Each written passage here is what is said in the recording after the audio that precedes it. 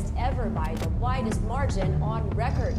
Earth has just experienced the hottest year since records began. This is the worst drought to hit South Africa. The building El Nino phenomenon will change weather from coast to coast. 12,000 square kilometers of coral are in danger of being wiped out. Food sources for many of our people in the other islands goes with it. There are climate change migrants, people who can no longer grow crops on their land.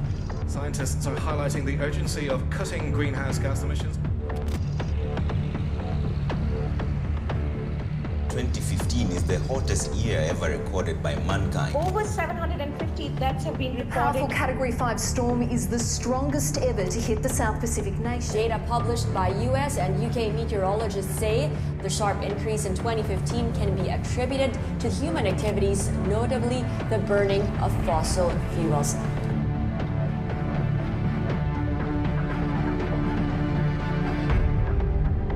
We begin this news hour in Paris, where world leaders have gathered for the UN climate conference known as COP21. It's now or never to reduce the world's dependence on fossil fuels. Over the next few days, we will decide the fate of this planet. Breaking news: after years of negotiation, a climate deal has finally been reached. The real headline, the real news, is the voluntary aspect of this. Yeah, not legally binding. This is the same old thing. There's no enforcement mechanism. The original goal was to limit emissions so the planet would only warm by 2 degrees Celsius. Every scientist who has looked at the agreement say that's not going to happen. The planet will still warm by 3.5 degrees by the end of the century. And that's not nearly enough to stop the very worst impacts of climate change from impacting the planet. More needs to be done.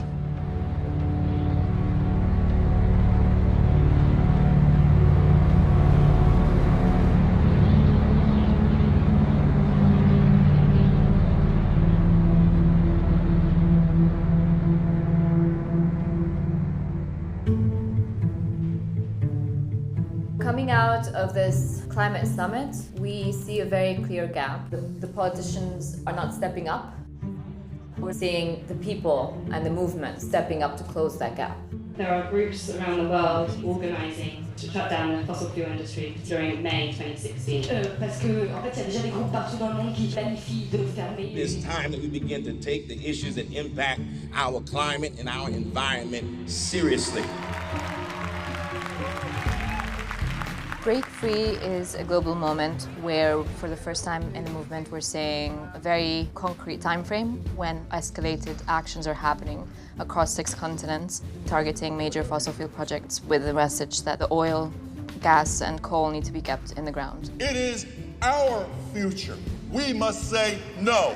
The level of urgency is coming together very clearly worldwide. We can't wait for the politicians to catch up with that understanding. So people are basically taking things into their own hands and doing what needs to be done on the ground.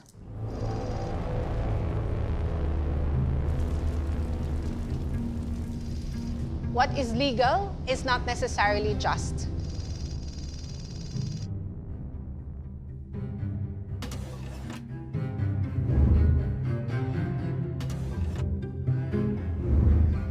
We cannot simply confine ourselves to what the law offers for us to demand a different world.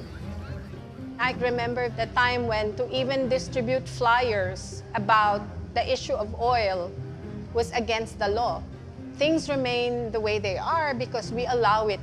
The moment we do not allow it, we take away our consent, then change happens very, very rapidly. In 1986, we were able to successfully oust the dictatorship Marcos. It was not just a struggle against repression of our civil and political liberties. It was also a struggle against a dictatorship that had many dirty and harmful energy projects. We create change through empowerment of people because we believe that's the only change that will last.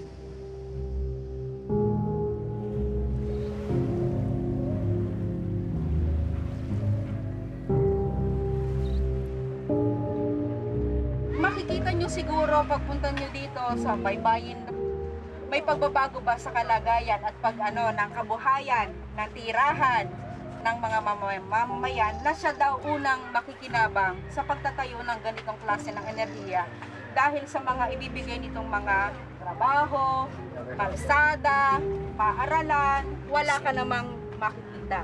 Ako ngayon ay mag-aalim na po na 22 anyos pa ako nung tutulan natin simula Kiswan. Ay ilang taon na ba ako nakikibaka? Ay ngayon dumami pa. Totoo yan, tatay. Paano mawawalan ako ng pag-asa? Matitigil pa ba? Ito ay dumami pa. Hindi mo tayo nag-iisa. Halos sa buong mundo po, nananawagan na ang mamamayan ng mundo na itigil na ang pagtatayo ng mga power plant.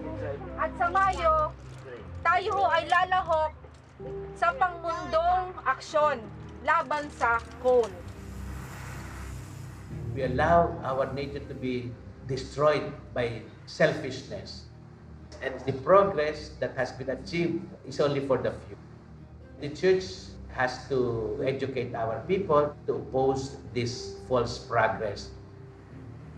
Globalization cannot be avoided. What is globalized is materialism, consumerism, lack of care for others. What must be globalized is concern for one another. The whole world is our responsibility. Everything that we do, we are responsible before God to make our world better each day. Most changes in society come from ordinary people who band themselves together and embrace the same vision and really sacrifice for the accomplishment of their common purpose. We have to protect every individual and we have to protect our environment.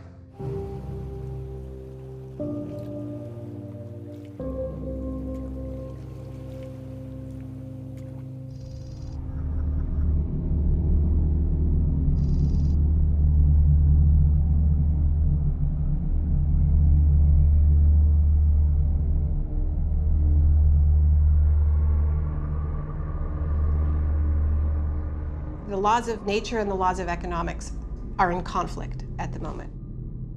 Either everything changes because the climate changes and it changes our physical world in ways that we can barely fathom, or we change our economy in fundamental ways. But the idea that there is some middle road where we continue on pretty much as is, that's actually not available to us.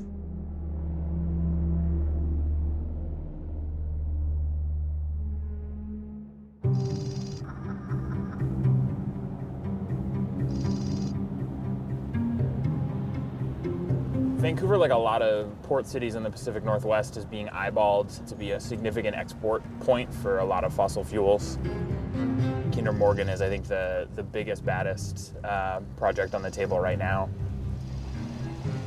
It would be expanding a pipeline currently moving 300,000 barrels of tar sands a day to close to 900,000 barrels a day.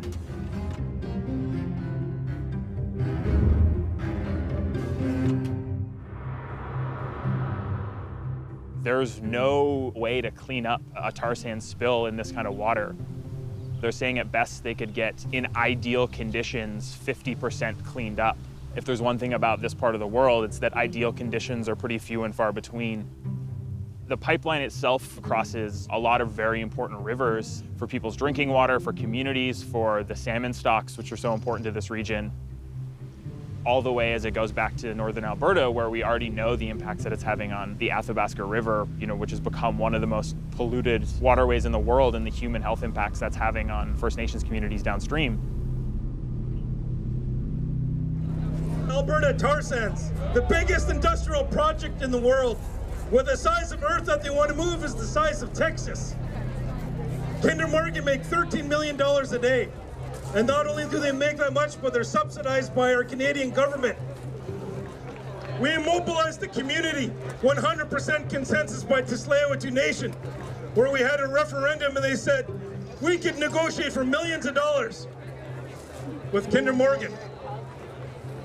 That could help some of our people out of poverty. Or we could use our own little resources that we have and fight them. 100% consensus, we chose to fight him.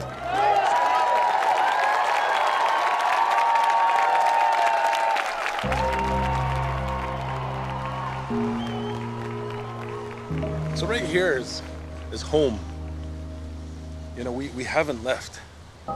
This is where we've been for thousands of years. 85% of our diet came from the waters behind us.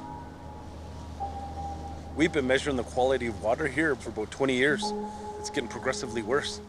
We're devastated, and what we're trying to do is rehabilitate the damage that has caused.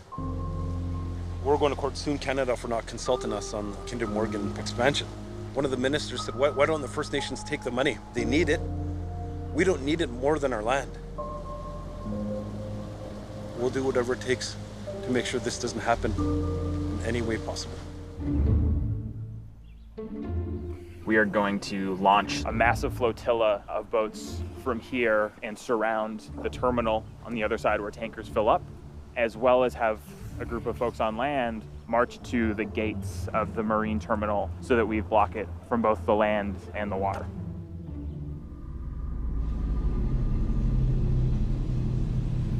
It is in a lot of ways a battle between a story of the old and a story of the new. There's a lot of powerful forces trying to make sure that the story of the old continues for as long as it can. We've seen disobedience move from being something that a few people do to a mass movement confronting the fossil fuel industry. A massive oil rig outfitted for Royal Dutch Shell's remote Arctic exploration parked in Seattle's harbor on Thursday, but not everyone is happy about it. They have convinced us progress is only made through exploitation of the earth. Everyone is coming to protest. We have scientists, ecologists, and city council members who are willing to get arrested because they understand the severity of this moment. Stand up in whatever manner you can. This is our lunch counter to sit on. This is our history to be made. We hold the world in our hands. Thank you.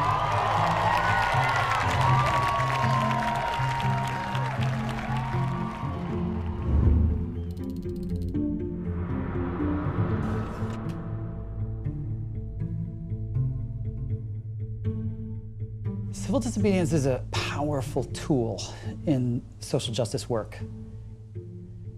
The law, it's not sacred, and to challenge it shakes our consciousness. If you can take that radical action in a way that genuinely speaks to everybody else, then you not only have their attention, you have their inspiration, and you build movements that way. Number one, preparation. Calibrate what you are asking for and how you ask for it so that you can win it. Then you've got to choose your strategy. You've got to choose a tactic, a target that can successfully grab public attention.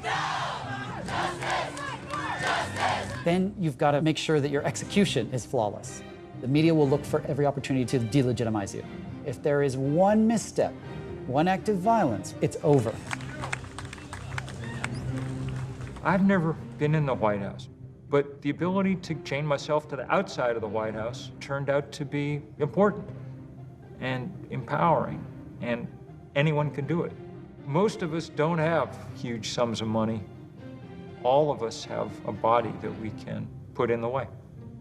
I want to say very clearly that civil disobedience is but one tool in the activist toolbox. It's not the first one that you should reach for, and if you use it all the time, like any other tool, it's going to get dull. That said, civil disobedience has a role to play. Nobody should have to go to jail about climate change. In a rational system, that would be the last thing that would happen. But because the way power is distributed in our world, sometimes we have to.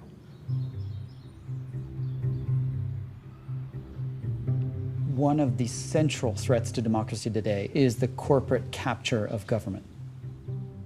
We are up against tremendous resources, and those resources are smart. The corporation goes straight to the politician that's going to be on the committee that's going to pass the law that they want to pass and threatens their re-election at exactly the right time. The strategy of global corporations on climate change was partly to recognize that they had a trump card with the United States government. They could stand in the way of global action by blocking American action. There's a level of state failure in the United States. The legislature is bought and paid for by oil companies and other companies. We have to roll back corporate capture of our governments if we want to try and fix these problems that conflict directly with their industry bottom line. There's nothing radical about anything we're talking about. Radicals work at oil companies. If you are willing to get up in the morning and make your fortune by altering the chemical composition of the atmosphere, and you're willing to do it once scientists have told you what would happen, and once you've seen it happen, once you've watched the Arctic start to melt, if you're willing to do that, then you're a radical, and our job is to try and check that radicalism. An investigation is underway into ExxonMobil. The huge oil company buried research about the effects of climate change. Reports suggest more than 30 years ago, Exxon's own scientists were taking climate change projections into account in its operational plans. Exxon was on the cutting edge of science. They wanted to be on the cutting edge of science 40 years ago on climate change.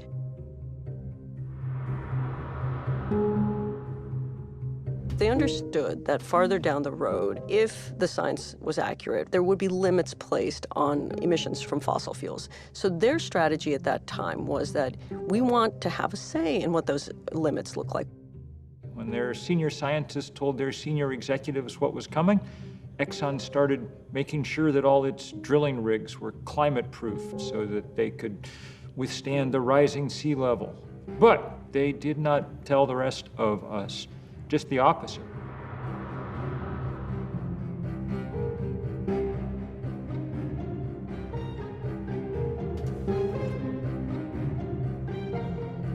Around 1989, there was a shift in the thinking at the executive level. And that was when Exxon joined this group called the Global Climate Coalition, which sounds very green. But in fact, they were put together to fight any policy reaction to climate change.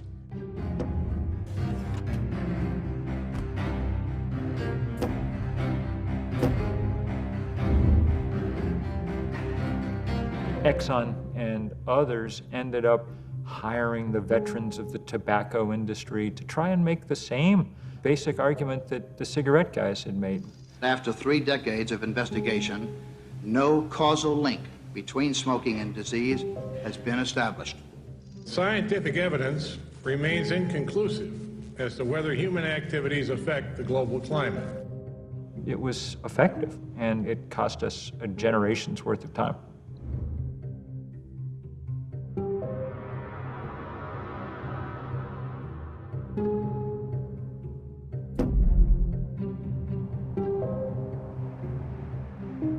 We just recently crossed 400 parts per million CO2 in the atmosphere. We're literally releasing all of that CO2 that got buried underneath Earth's surface over 100 million years. And we're releasing it over a time frame of 100 years, 1 million times faster than nature buried it.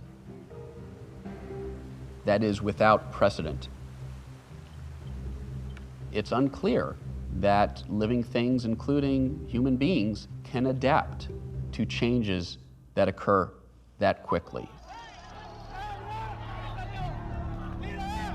In the Philippines, at least 6,000 farmers were blocking a highway to demand the government provide rice.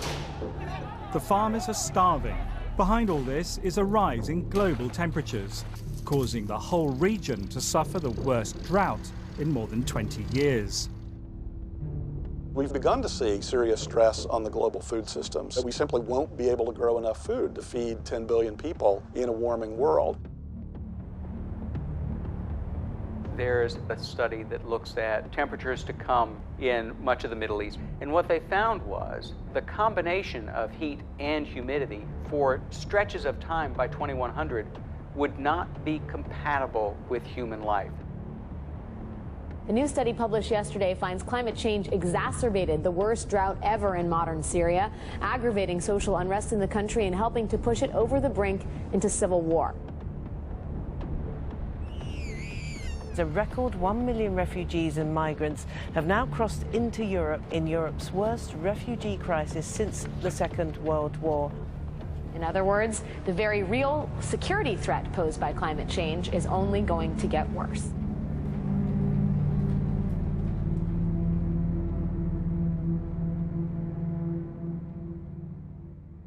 You've got to put your bodies upon the gears and upon the wheels, upon the levers, upon all the apparatus, and you've got to make it stop. And you've got to indicate to the people who run it, to the people who own it, that unless you're free, the machine will be prevented from working at all.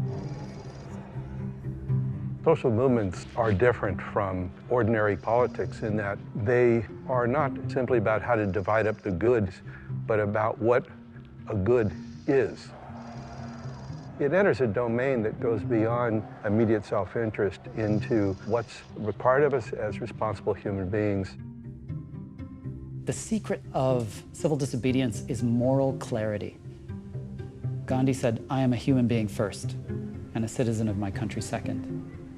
He targets the fact that Indians aren't allowed to make their own salt, and has a massive salt march across India to the coast where he bends down and picks up sea salt.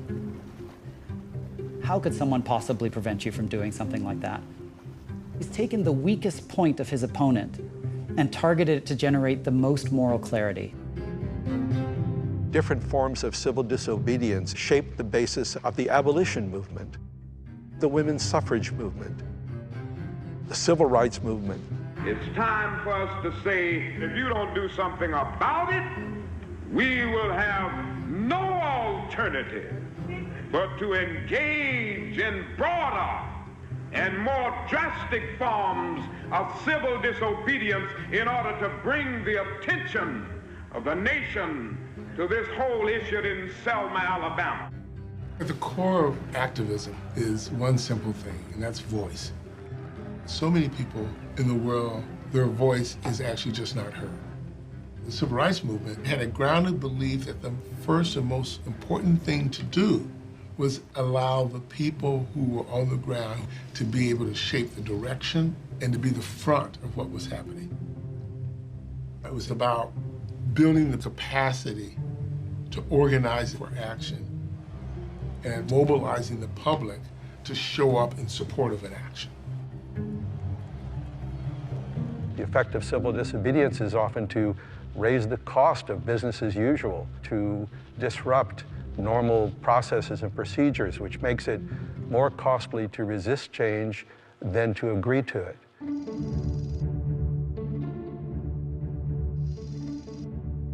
The African people are realizing that apartheid means nothing else but oppression and exploitation. To change these conditions, the leading black liberation organization, the African National Congress, had begun a mass movement of civil disobedience, defying the laws of racial superiority called apartheid. Civil disobedience brings a spotlight to the violence of oppressive states and industries. The civil disobedience that occurred in South Africa during the apartheid years defied all apartheid laws. And it was really, really strong because it happened everywhere. From street committees to unions, to labor movements, to student movements, everybody found an aspect of apartheid laws that affected them and then used some kind of mechanism to defy it. It didn't change overnight, and it wasn't one day of civil disobedience. It takes time, and you will have obstacles, but I really don't think there's any fight that we cannot win if we have the numbers.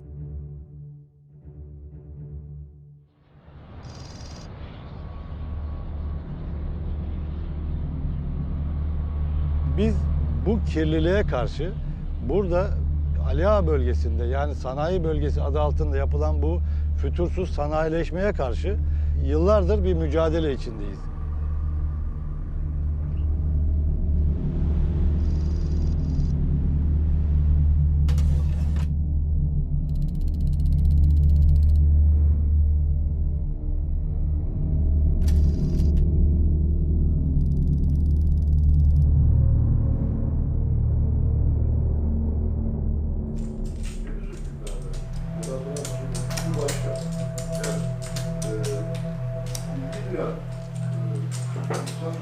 Kapitalizmin hakim olduğu bir süreci yaşadık. Genelde onu yaşıyoruz. Şimdi özel şirketler etütleri yapıyorlar kendileri aralarında.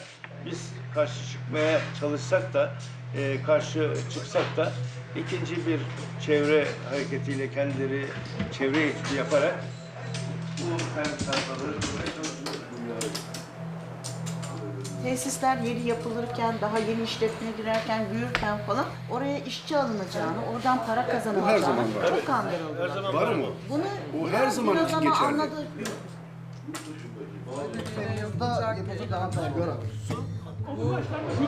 1989'un Mart'ında arkadaşlarımla birlikte belediye başkanı seçildikten sonra Ankara'dan bir çevre genel müdürlüğünden bir bayan telefon etti. Dedi ki tanışmıyoruz ama önemli olduğu için size Ali Ağa için bir kara haber vereceğim.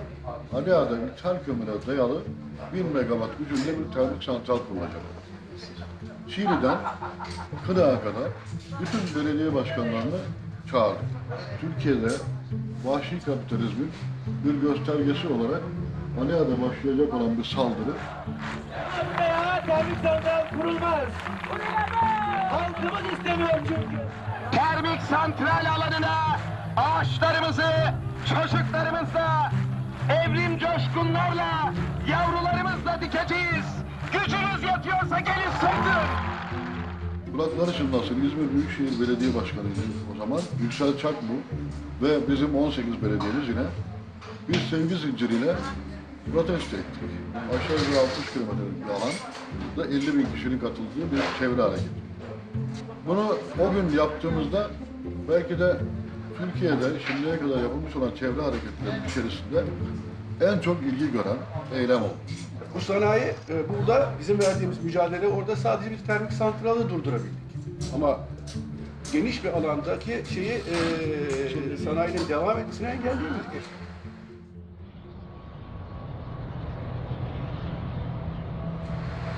Bugün Ala'da bile bir yeni termik santral kurulur vaziyette kurulmaya devam ediyor. Kimseye ses çıkarmıyor. Oradaki insanlar adeta bizi kovalayacaklardı. Yani bizim geçim kaynağımızı yok ediyorsunuz. Bunu açıkça söylüyorlar, dediler. Benim burada kanser oluyorsunuz, ölüyorsunuz dedik. Ne olacak dedi ama işimiz yok dedi. Açık Bu yani biraz insanları açlıkla terbiye etme gibi bir şey değil mi? Ya. Ben onları iki belediye otobüsüne bindirdim, yatağına götürdüm. Yatağında nasıl etkilendiklerini anlatan bir köye var. Hatta birinin burnu tavşan burnu gibiydi.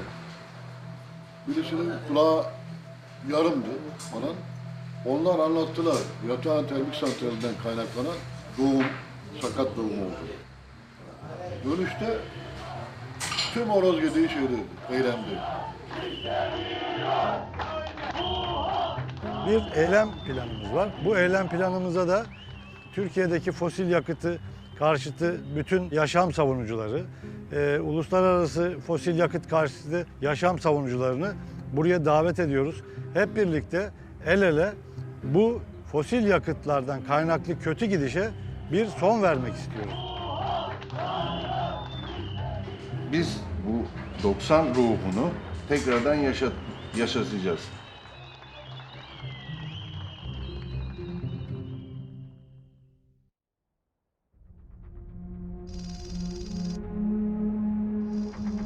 You cannot pretend that we do not exist. You cannot plead ignorance to our problems because we are here. What power means in the context of social change is, of course, the story of David and Goliath. The Philistines send their powerful warrior Goliath to go confront the Israelites, who are afraid. Until finally, David, who is not a warrior but a shepherd, went to King Saul and says, "Let me go fight Goliath." The king says, "You're not equipped. You got to take my sword, my shield, my helmet." They're so heavy he can't move. And he reflects for a moment and says, "Wait a second, I'm a shepherd, not a warrior." He takes off all that armor, picks up a few stones, goes to face Goliath. It's only when he discovers his own resources, not those of his opponent, as the foundation of his strategy, that things begin to shift. And that's what creates those moments of opportunity for the Davids of this world.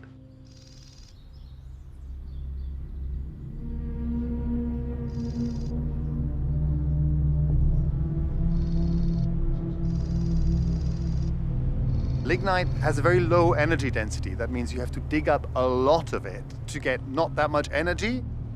And in burning it, you emit a whole bunch of other dirt, essentially, which is why this is not just bad for the climate, it's also terrible for people's health.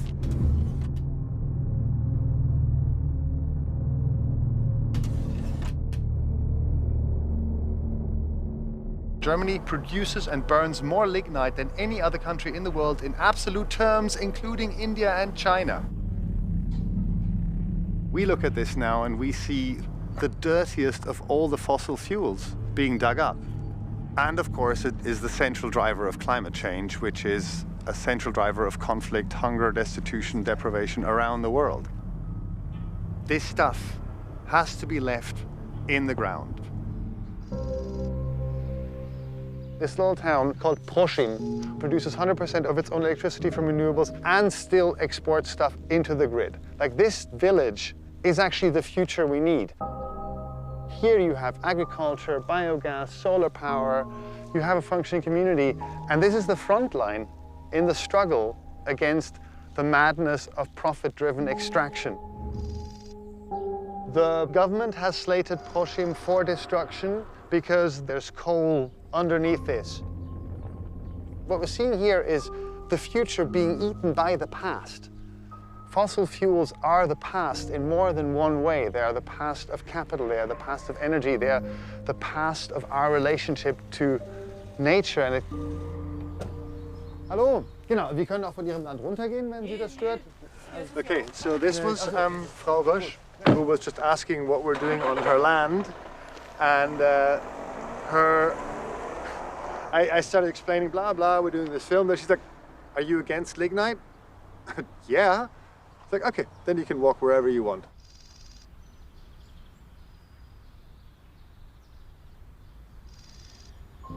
Folks lived here a few years ago. This was their lives.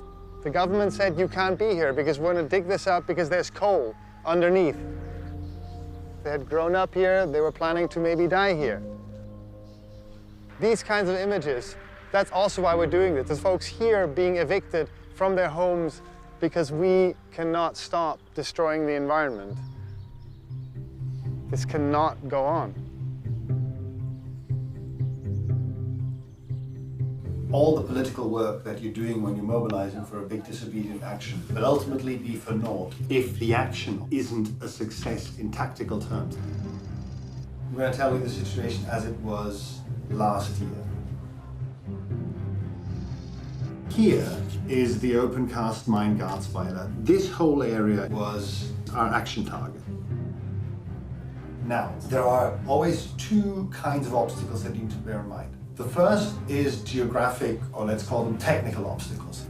Then, second challenge, police and corporate security. Let's call these human or political problems.